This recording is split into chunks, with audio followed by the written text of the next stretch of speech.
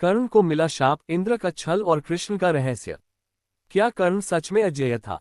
हाँ, यदि सत्य कहा जाए तो कर्ण युद्ध में अपराजय था। अर्जुन भी उसे सीधे युद्ध में पराजित नहीं कर सकता था। तो फिर कर्ण हारा कैसे? इसका उत्तर है 3 भयानक शाप और 1 महादान। पहला शाप, परशुराम का शाप।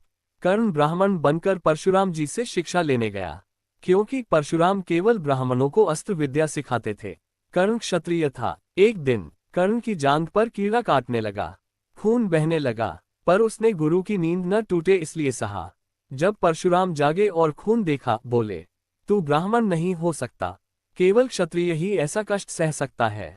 तभी उन्होंने शाप दिया, जिस अस्त्र की तुझे सबसे अधिक आवश्यकता होगी, उसी समय तू उसे भूल जाएगा। यही शाप कर्ण की मृत्यु। कर्ण को मिला शाप, इंद्र का छल और कृष्ण का रहस्य। क्या कर्ण सच में अजेय था? हाँ, यदि सत्य कहा जाए तो कर्ण युद्ध में अपराजय था। अर्जुन भी उसे सीधे युद्ध में पराजित नहीं कर सकता था। तो फिर कर्ण हारा कैसे? इसका उत्तर है 3 भयानक शाप और 1 महादान। पहला शाप, परशुराम का शाप। कर्ण ब्राह्मण बनकर परशुराम जी से शिक्षा लेने गया, क्योंकि परशुराम केवल ब्राह्मणों को अस्त्र विद्या सिखाते थे। कर्ण क्षत्रिय था। एक दिन कर्ण की जांघ पर कीड़ा काटने लगा, खून बहने लगा, पर उसने गुरु की नींद न टूटे इसलिए सहा। जब परशुराम जागे और खून देखा, बोले, तू ब्राह्मण नहीं हो सकता, केवल क्षत्रिय ही ऐसा कष्ट सह सकता है। तभी उन्होंने शाप दिया, जिस अस्त्र की तुझे सबसे अधिक आवश्यकता होगी, उसी समय तू उसे भूल जाएगा। यही शाप कर्ण की मृत्यु का कारण बना। दूसरा शाप, धरती माता का। एक बार कर्ण से अनजाने में एक गाय मर गई। गाय का स्वामी बोला, जिस प्रकार मेरी गाय असहाय मरी, उसी प्रकार तू भी असहाय मरेगा। यही कारण था कि युद्ध में उसका रथ धरती में धंस गया। तीसरा शाप, इंद्र का छल। अब आती है सबसे मार्मिक कथा। कर्ण के पास था कवच और कुंडल, जो उसे जन्म से प्राप्त थे, जिससे वह अमर था। इंद्र को भय हुआ कि अगर कर्ण जीवित रहा तो अर्जुन हार जाएगा। तो इंद्र ब्राह्मण बनकर आए। कर्ण ने दान मांगने पर कहा, जो मांगोगे दूंगा। इंद्र ने मांगे कवच और कुंडल। कर्ण समझ गया कि यह छल है, फिर भी बोला, दानवीर हूं, इनकार नहीं कर सकता। उसने अपने शरीर को चीरकर कवच कुंडल दान कर दिए। देवता कांप उठे। कृष्ण क्यों नहीं रोके? ये प्रश्न सबसे गहरा है। क्यों कृष्ण चुप रहे? क्योंकि कृष्ण जानते थे कर्ण का जीवन एक ऋण है, उसका अंत ही मोक्ष है। यदि कर्ण जीवित रहता, धर्म हारता, अधर्म जीतता, संसार का संतुलन टूटता। इसलिए कृष्ण मौन रहे। युद्ध का वह दिन जब भाग्य तय हुआ, 17वां दिन, सूरज अस्त होने को था। कर्ण और अर्जुन आमने सामने। अचानक कर्ण का रथ धंसा, अस्त्र मंत्र भूल गया, कवच नहीं था। वह चिल्लाया, कृष्ण, यह अधर्म है। कृष्ण बोले, जब द्रौपदी रो रही थी, तब तेरा धर्म कहाँ था?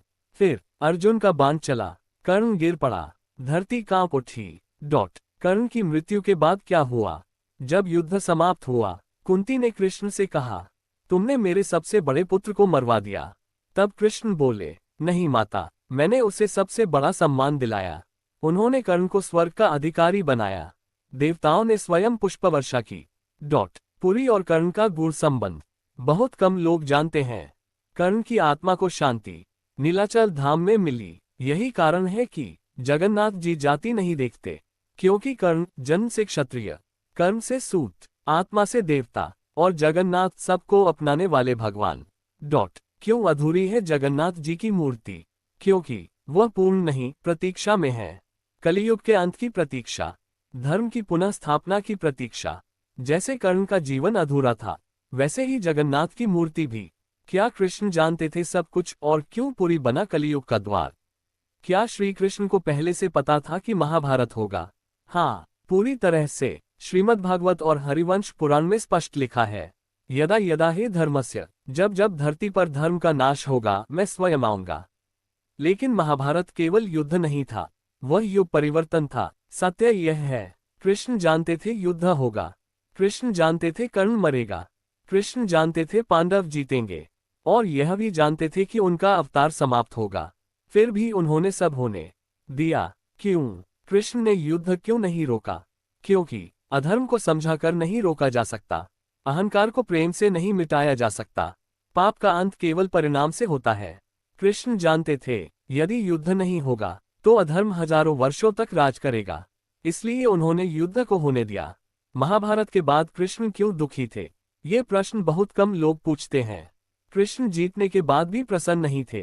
क्यों? क्योंकि उन्होंने अपने कुटुंब को मरते देखा, उन्होंने कर्ण को खोया, उन्होंने भीष्म को शरशैया पर देखा, उन्होंने यदुवंश का विनाश देखा, और सबसे बड़ा कारण, उन्होंने मनुष्यों की प्रवृत्ति देख ली थी।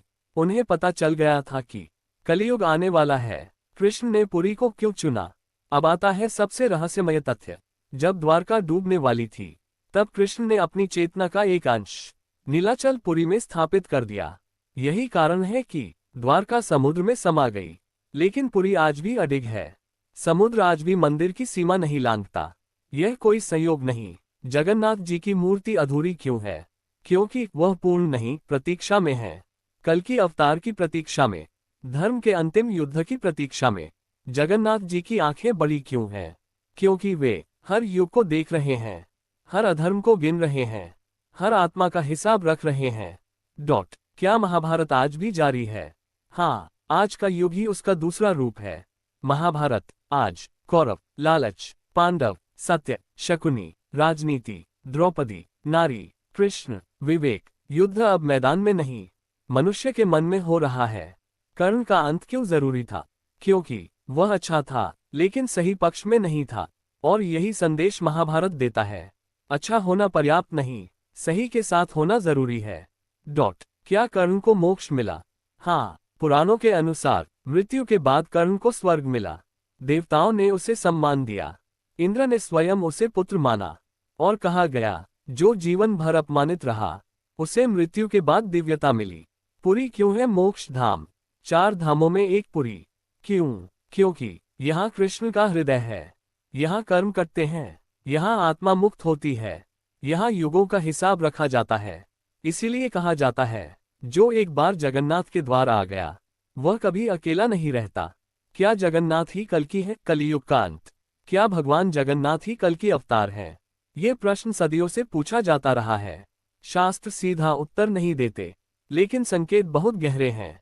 प्रमाण क्या कहते हैं? विष्णु के सभी अवतार पूर्ण रूप में आए, लेकिन कल की अभी प्रकट नहीं हुए। जगन्नाथ जी की मूर्ति आज भी अधूरी है, उनकी आंखें खुली हैं, शरीर नहीं। इसका अर्थ अवतार अभी पूर्ण नहीं हुआ है। पुरी में समुद्र क्यों नहीं आता? आपने सुना होगा समुद्र हर साल आगे बढ़ता है, लेकिन जगन्नाथ मंदिर तक नहीं आता। इसके पीछे केवल भौगोलिक कारण नहीं है। पुराणों में लिखा है जब तक जगन्नाथ नीलाचल में है, धर्म की अंतिम सीमा नहीं टूटी, भक्तों की आस्था जीवित है, तब तक समुद्र एक कदम भी आगे नहीं बढ़ेगा। कहा जाता है जिस दिन समुद्र मंदिर की सीढ़ियां छुएगा उसी दिन कलियुग का अंत आरंभ होगा। नवकलेवर, मृत्यु और पुनर्जन्म का रहस्य। 12 या 19 साल में जगन्नाथ, बलभद्र, सुभद्रा की मूर्तियां बदली जाती हैं। इसे कहते हैं नवकलेवर। लेकिन असली रहस्य ये है, पुरानी मूर्ति को जलाया नहीं जाता, गाड़ा भी नहीं जाता, बहाया भी नहीं जाता, उसे गुप्त स्थान पर दफनाया जाता है।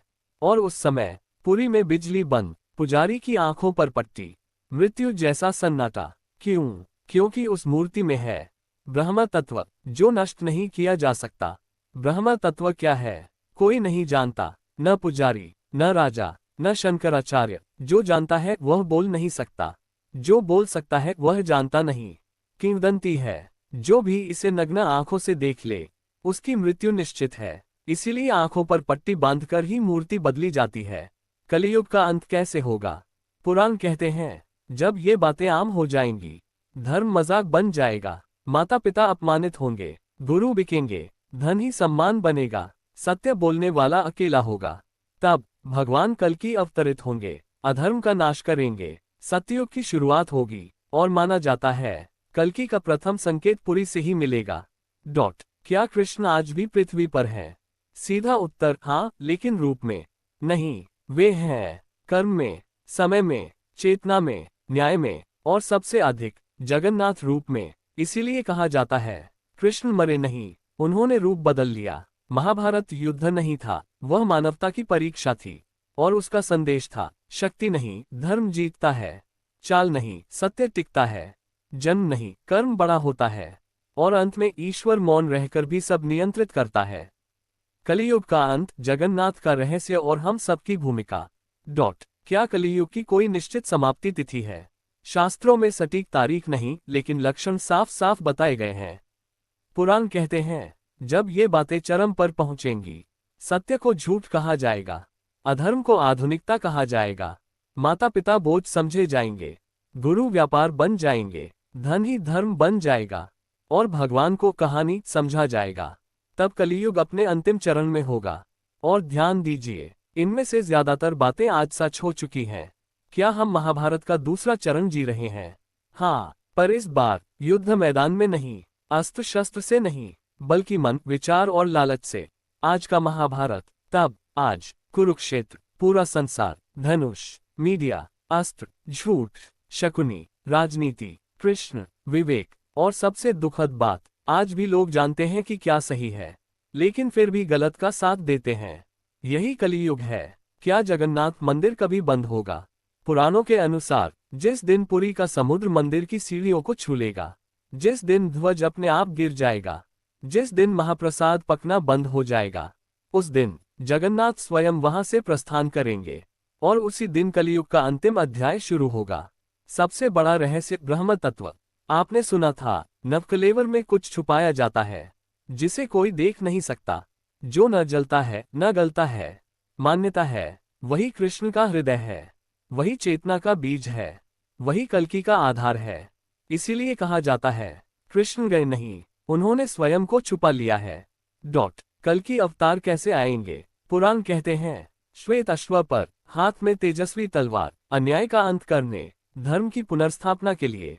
लेकिन असली रहस्य यह है, कल्कि केवल एक व्यक्ति नहीं होंगे, वे चेतना होंगे, वे जागृति होंगे, वे हर उस इंसान में होंगे जो अधर्म के विरुद्ध खड़ा होगा। सबसे बड़ा सत्य जो कोई नहीं बताता, महाभारत, कर्ण, कृष्ण, पुरी, ये सब केवल कथाएं नहीं हैं, ये मनुष्य के भीतर चल रही लड़ाई है। कर्ण इक्वल्स अहंकार, अर्जुन इक्वल्स विवेक, कृष्ण इक्वल्स आत्मा, युद्ध इक्वल्स जीवन, निर्णय इक्वल्स मोक्ष या बंधन। और हर इंसान के जीवन में ये युद्ध चलता है। बहुत महत्वपूर्ण, भगवान कभी आकर नहीं बचाते, वह हमें बचने की बुद्धि देते हैं। कृष्ण ने युद्ध नहीं लड़ा, पर युद्ध का परिणाम तय किया। इसी तरह भगवान तुम्हारे लिए रास्ता नहीं चलते, लेकिन सही रास्ता दिखाते हैं। बाकी फैसला तुम्हारा होता है। अगर आपने ये पूरी श्रृंखला पढ़ी है, तो समझ लीजिए, आप केवल कहानी नहीं पढ़ रहे थे, आप अपने अंदर झांक रहे थे, आप महाभारत को जी रहे थे, और शायद आप भी उस युद्ध का हिस्सा हैं, जो अभी खत्म नहीं हुआ। जय जगन्नाथ, जय श्री कृष्ण।